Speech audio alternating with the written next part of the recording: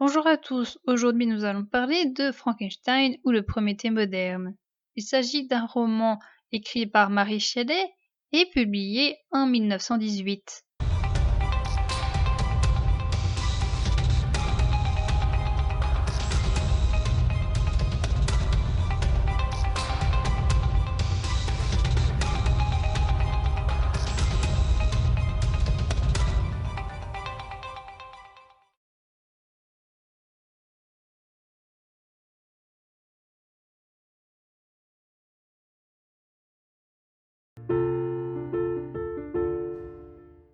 Walton part en expédition au pôle Nord avec un bateau et il fait part des étapes de son voyage à sa sœur via des lettres.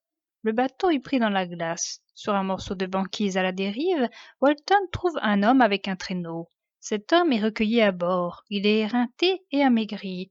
Il dit poursuivre un autre individu qui est lui aussi en traîneau. Cet homme commence à raconter son histoire à Walton. L'homme dit s'appeler Victor Frankenstein. Le père de Victor était ami avec Beaufort. Ce dernier est tombé dans la misère et il s'est retiré à Lucerne avec sa fille. Quand le père de Victor l'a retrouvé, son ami était alité car trop désespéré par sa situation. Beaufort meurt et le père de Victor se marie avec la fille de son ami, prénommée Caroline. Lors du voyage du couple en Europe, Victor naît. Le couple a l'habitude d'aider les plus pauvres. Un jour, sa mère va chez une paysanne et parmi les enfants, elle remarque une petite fille différente des autres de par sa beauté. C'est une orpheline, elle se prénomme Elisabeth et elle est adoptée par le couple Frankenstein. La fillette est une enfant calme et jolie. Victor l'adore. La mère de Victor donne naissance à un autre fils. Victor se fait un ami qui s'appelle Henri Clerval. Le narrateur passe ses premières années très heureux. Quand il a 13 ans et qu'il va au bain de Thonon, il tombe sur les œuvres de Cornelius Agrippa. Son père lui dit de laisser tomber cet auteur, mais il ne lui dit pas pourquoi. Victor, curieux, continue à s'intéresser à cet auteur, ainsi qu'à d'autres auteurs très proches de ce premier.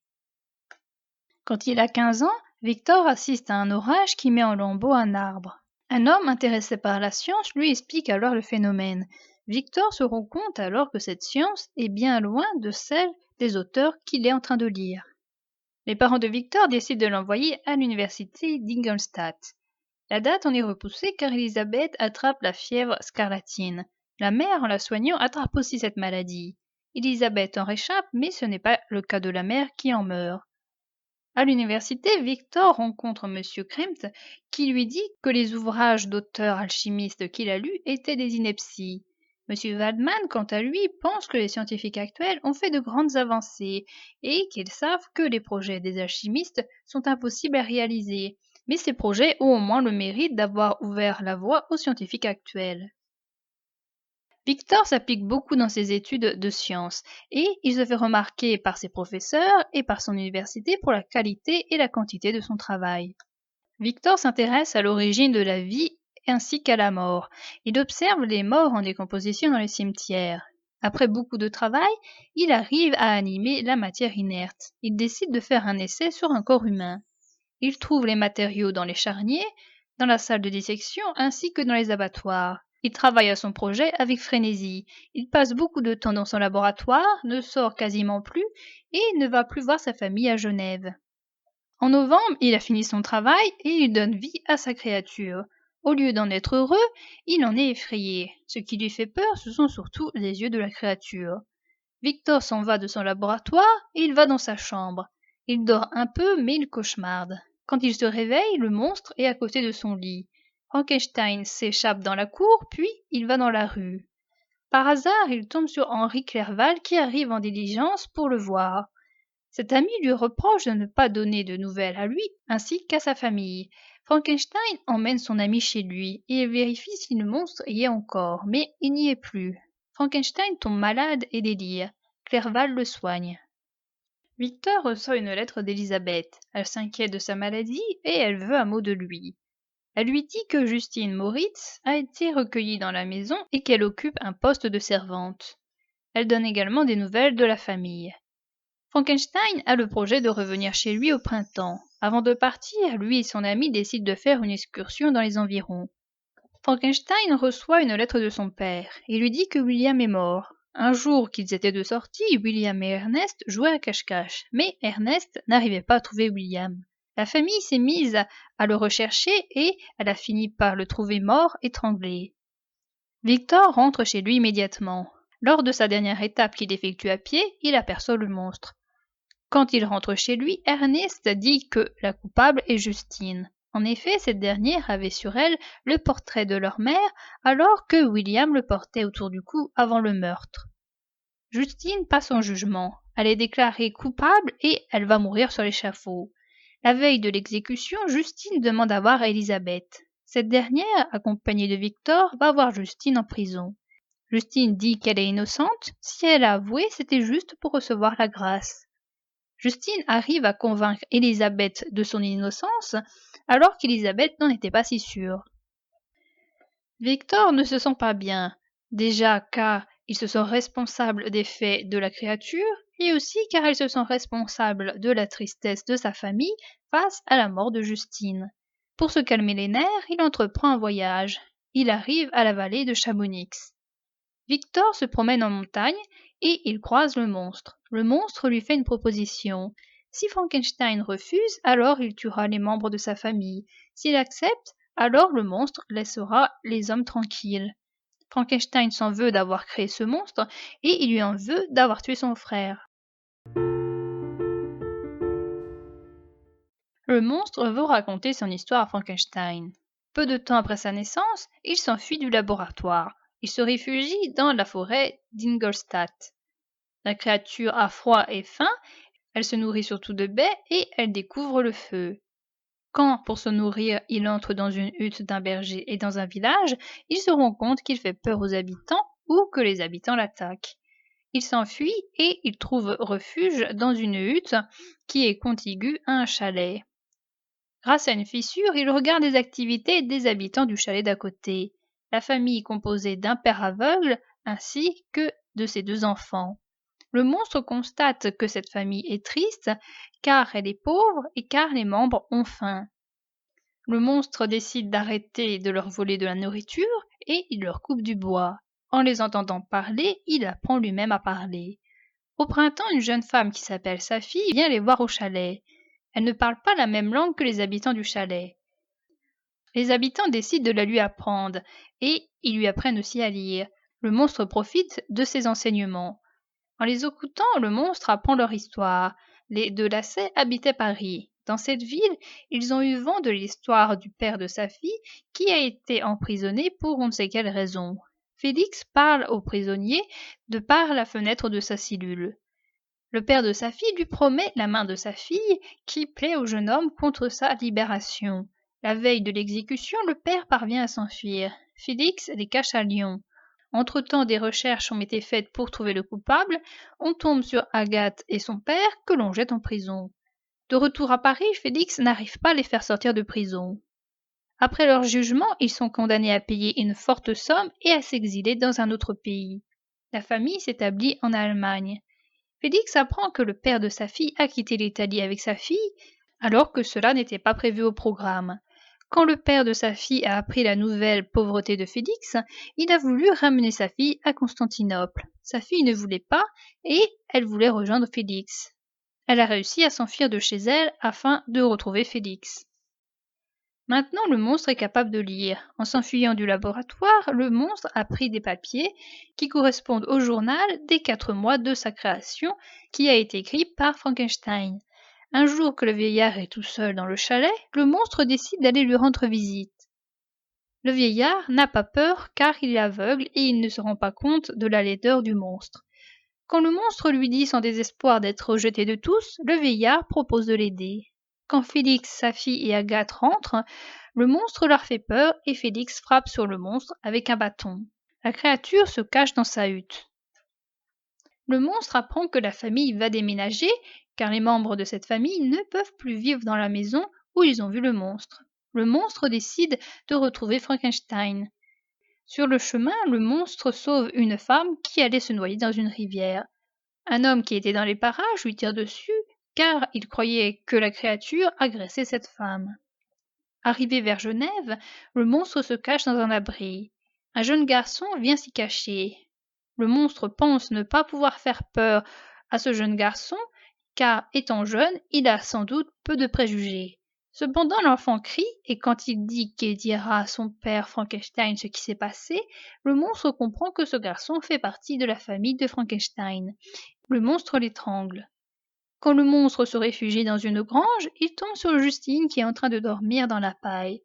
Il pense à mettre le médaillon qu'il a dérobé à William et il le met dans la poche de cette fille afin qu'elle se fasse accuser à sa place. La créature demande à Frankenstein de lui créer une femme à son image.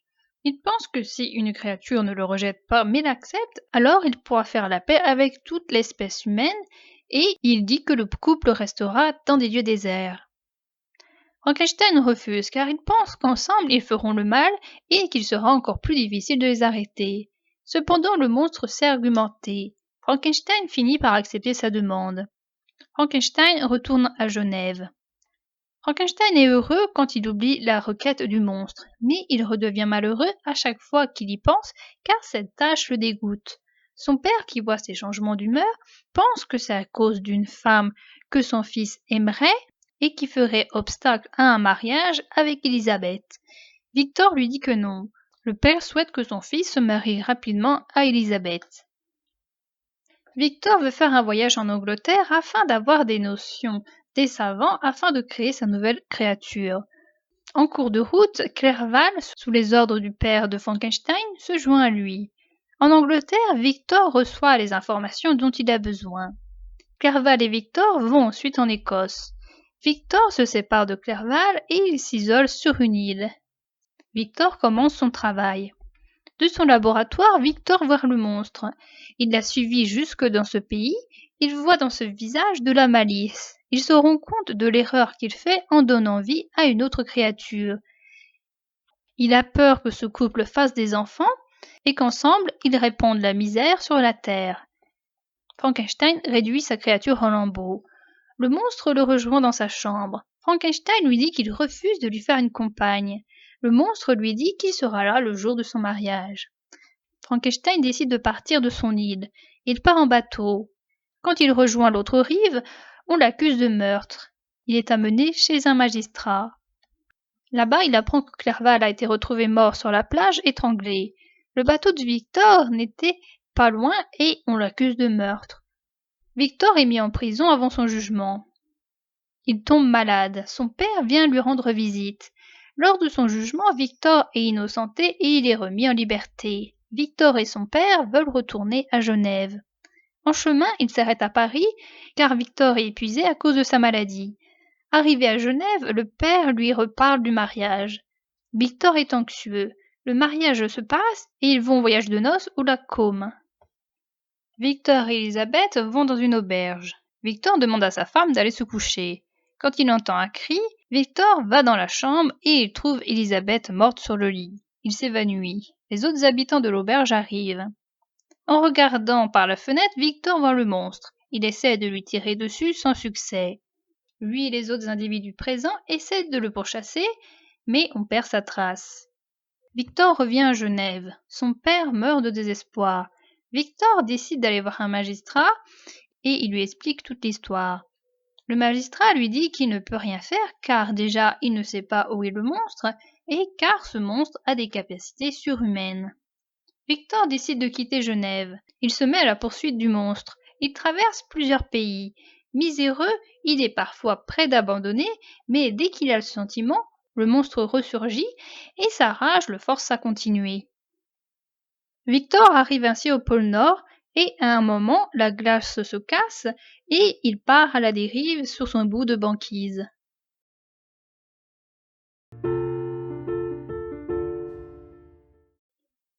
Walton a fini d'écouter l'histoire de Victor. Le bateau est toujours entouré par les glaces. Les matelots veulent qu'une fois que la glace sera fondue, que Walton ne continue pas son voyage, mais aille vers le sud. Walton consent, bien que Victor était d'un avis contraire. L'état de santé de Victor faiblit et il finit par mourir. Quand Walton se rend dans la cabine du mort, il y voit le monstre. Le monstre dit être triste de la mort de Frankenstein, et il est aussi désolé de toutes les morts qu'il a causées.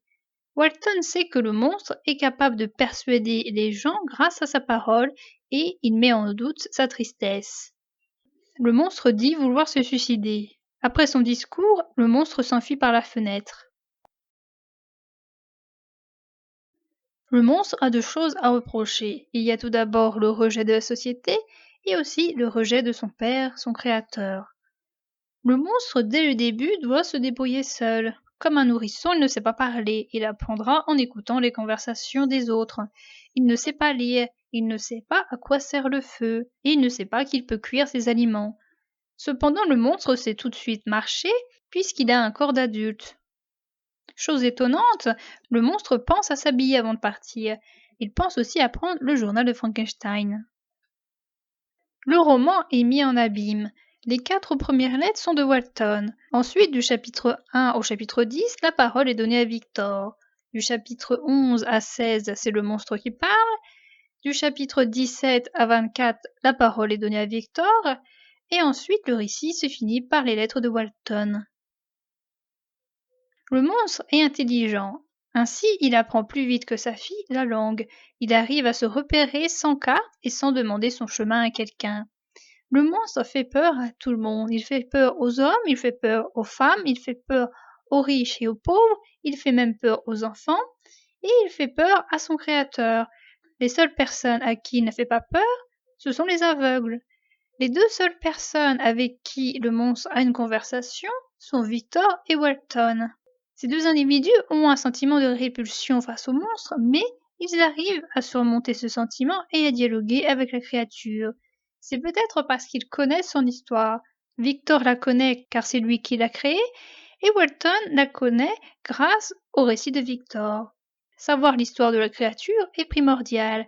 Ainsi, quand Victor raconte l'histoire à Walton et au magistrat, ces derniers le croient alors qu'ils auraient très bien pu le croire fou. Le discours est une chose importante. Ainsi, le monstre arrive à attirer de la compassion de la part du vieillard aveugle et il arrive même à faire plier Frankenstein pour qu'il crée un autre monstre. L'histoire et la parole sont des éléments importants car ils permettent de rallier des individus à notre propre cause. L'enfance de Victor et l'enfance du monstre sont très différentes. Victor, lui, a ses 2 parents qui s'occupent de lui. Il a un père et une mère. Il dit être heureux durant son enfance. Il a accès aux livres. Sa famille possède 2 maisons. Victor a 2 frères ainsi que 2 sœurs adoptées. Quant au monstre, son père ne s'occupe pas de lui. Il n'a qu'un père. Il n'est pas heureux, il souffre du froid et de la faim. Il n'a pas accès aux livres. Les quelques livres qu'il a eus sont des livres volés. Le monstre n'a pas de chez lui, il est obligé d'habiter dans des huttes. Le monstre a ni frère ni sœur. Victor est quelqu'un qui manque de jugeote. Il crée un monstre, mais il ne se rend compte qu'une fois que ce monstre est en vie. Il crée un monstre d'une taille gigantesque. Il aurait pu créer un être plus petit, puisqu'il ne savait pas quelles conséquences allait avoir sa création. Victor prend les plus beaux morceaux des morts, mais ce n'est qu'après qu'il remarque que le monstre a quelque chose de disharmonieux. Victor ne comprend pas tout de suite quand le monstre lui dit qu'il sera là à son mariage. Pourtant, vu le précédent meurtre, il aurait dû s'en douter. Victor se marie et il laisse sa femme seule dans la chambre, alors qu'il sait que le monstre va l'attaquer. Quand le monstre naît à la vie, Victor se rend compte que c'est un monstre. Au lieu de détruire ce monstre, Victor s'enfuit. Quand Victor revient chez lui et que le monstre est parti, Victor ne cherche même pas à savoir où il est et ce que devient sa créature. Un danger ambulant créé par lui circule dehors, mais il semble l'oublier et vivre comme si cela n'avait pas d'importance. Il ne se rappellera son existence que lors de son retour à Genève. En plus de manquer de jugeote, Victor est aussi un être qui est cachotier. Il ne révèle à personne ses tentatives dans son laboratoire d'Ingolstadt. Quand son ami vient à Ingolstadt, il ne lui dit pas la vérité. Quand il va recréer un second monstre, Victor se cache dans une île d'Écosse. Et pareillement qu'à sa première tentative, il avertit personne. Il ne dira jamais rien à son père, alors que celui-ci se fait des soucis pour lui. Il ne dit rien au jugement de Justine, alors qu'il sait qui a tué William. C'est un peu comme si Victor protégeait sa créature. Il ne le dénonce pas pendant un bon bout de temps, et quand il dit qu'il veut le tuer, il ne le fait jamais. Quand un meurtre est commis, c'est un peu comme si c'était lui-même qui l'avait commis. Les gens de la rive pensent que c'est lui qui a tué Clerval. Victor lui-même dit à son père que c'est lui qui a tué plusieurs personnes. C'est comme si le monstre était l'enfant mineur de Frankenstein et que Frankenstein est responsable des actions de son fils. Victor a créé quelque chose à partir de la mort. À cause de cela, il va le payer cher. Il perdra sa famille et ses amis via 3 meurtres et un décès suite à un meurtre. En créant son monstre, Victor a créé un être qui va annihiler sa famille et enfin lui-même. Walton et Victor ont des points en commun. Walton veut une chose impossible, c'est-à-dire ouvrir une voie vers le pôle Nord. Victor lui aussi veut une chose impossible car il veut créer la vie à partir de la mort. Walton voit son projet arrêté par la classe. Victor, lui, n'a pas vu son projet arrêté et il réussit. Walton correspond avec sa sœur sur l'avancement de son projet. Victor, lui, correspond avec les autres mais il ne leur parle pas de son projet. Walton est accompagné de son équipage qui arrive à raisonner Walton. Victor, lui, est seul et personne n'est là pour le raisonner. Victor et le monstre ont des points en commun. Il y a cet intérêt pour l'apprentissage qui se retrouve chez les deux êtres. Milton est capable de tout faire pour arriver jusqu'à son but, et il ne réfléchit qu'après. Victor crée la vie et il le regrettera après. Et ses regrets existent juste après la mise en vie du monstre. Le monstre, lui, est prêt à tout faire pour arriver jusqu'à son but. Ainsi, il se vengera en tuant la famille de Frankenstein. Ensuite, il sera triste de la mort de Frankenstein. Il a créé la mort chez son créateur alors que ce dernier a créé la vie à sa créature. Le sentiment de tristesse a lieu juste après la mort de Frankenstein. Victor et le monstre ont le même sentiment vis-à-vis de la mère de Frankenstein. Pour le cas de Victor, c'est son père qui le pousse au mariage. Pour le cas de la créature, c'est Frankenstein qui détruit sa fiancée. En quoi le monstre est-il un monstre? Il est un monstre car il a tué la famille et l'ami de son créateur. C'est un monstre à cause de son physique. C'est un monstre car il n'a pas de femme. Le monstre dit que chaque homme peut trouver sa femme et que c'est également le cas des animaux. Cependant, ce n'est pas son propre cas. Il est un monstre dans sa haine envers l'humanité. Il est un monstre car il a des capacités hors du commun. Il sait par exemple marcher vite. En quoi le monstre est-il humain? Il est humain dans son désir de s'intégrer. Il a également l'art du discours. Ce trait se retrouve chez Frankenstein quand il raconte son histoire à Walton, et également dans Walton quand il raconte l'histoire de Frankenstein à sa sœur. Le monstre est humain car il sait parler, et car ça l'intéresse de savoir lire et d'avoir de la culture générale. Le monstre souffre du rejet des autres. Il est humain car il souffre des mauvaises conditions de vie. Il n'aime pas habiter dehors, il préfère la hutte à côté du chalet des deux lacets plutôt que d'être dans la forêt. Les meurtres perpétués par le monstre ne lui servent à rien. Ces meurtres ne lui servent pas pour s'alimenter. D'ailleurs, le monstre est végétarien. Le meurtre de Clerval et d'Elisabeth ne servent à rien puisque Frankenstein a décidé de ne pas donner de compagne au monstre. Le meurtre de William ne lui sert à rien. Ces meurtres ne sont pas là pour lui donner quelque chose ou bien pour qu'il obtienne quelque chose de quelqu'un. Les meurtres lui servent juste d'exécutoire à sa vengeance. La première mort est pour l'abandon de son père et les deuxième et troisième meurtres sont là à cause du non-achèvement de sa compagne. Parce qu'il n'aime pas être jeté et qu'il n'aime pas la solitude qui en découle, le monstre ne supporte pas le bonheur apporté par les proches de Frankenstein envers Victor. Les morts apportent aucun bonheur au monstre. Il dit même qu'il ne supportait pas entendre William crier lors de son meurtre. Frankenstein peut être vu comme une femme ayant une grossesse secrète qu'il cacherait à sa famille. Ainsi, sa famille n'est pas au courant de son projet. Frankenstein reste éloigné de sa famille. Victor parle de préparation. Juste après que le monstre soit en vie, Victor va se coucher comme une femme enceinte qui aurait fait un grand effort lors de l'accouchement.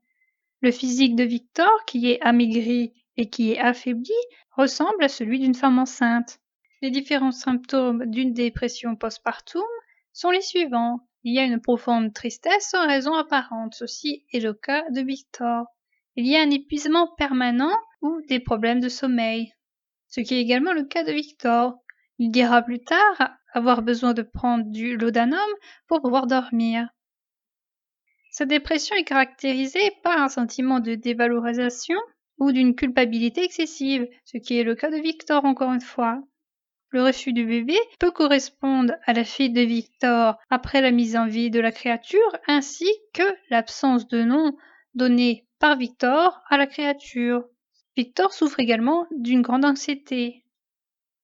Victor est incapable de s'occuper correctement de la créature puisqu'il ne s'occupe absolument pas.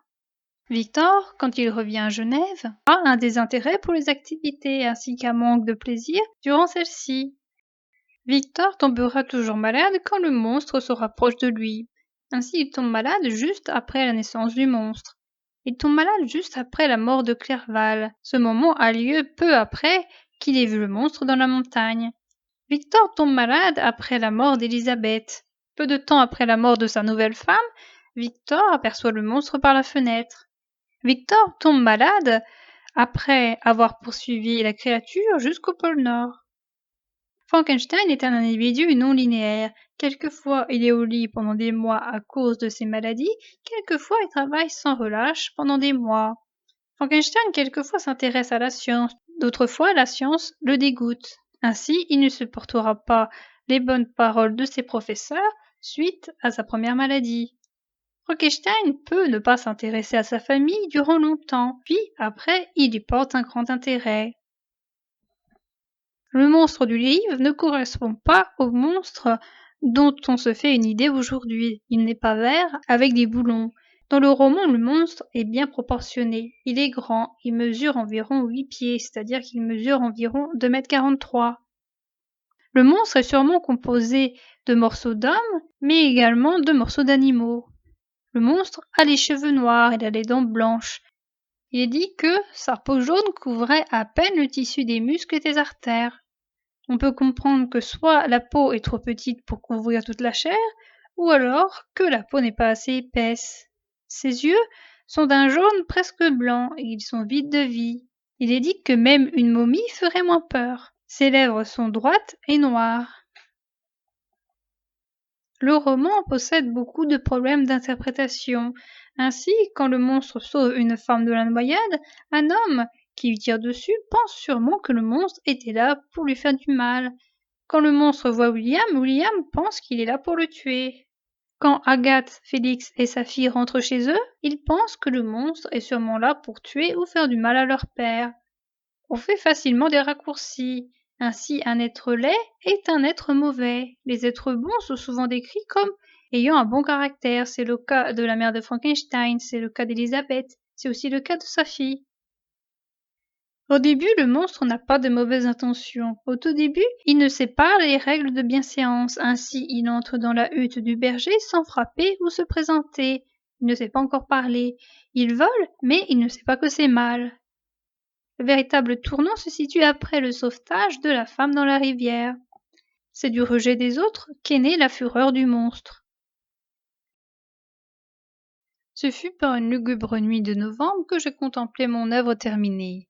Dans une anxiété proche de l'agonie, je rassemblai autour de moi les instruments qui devaient me permettre de passer l'étincelle de la vie dans la créature inerte étendue à mes pieds. Il était déjà 1 heure du matin. Une pluie funèbre martelait les vitres et ma bougie était presque consumée, lorsque, à la lueur de cette lumière à demi éteinte, je vis s'ouvrir l'œil jaune et terne de cet être. Sa respiration pénible commença, et un mouvement convulsif agita ses membres.